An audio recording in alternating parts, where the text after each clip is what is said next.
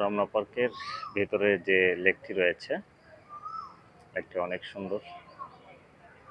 মানুষ এখানে ঘুরতে আসে। বিশেষ করে গরমের মধ্যে ঢাকা শহরে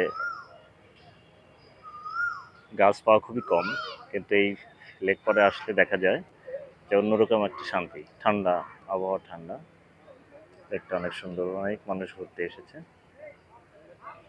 দেখতে পাচ্ছি কিছু ছেলে মেয়ে বোটে করে লেকের ভিতর দিয়ে যাচ্ছে।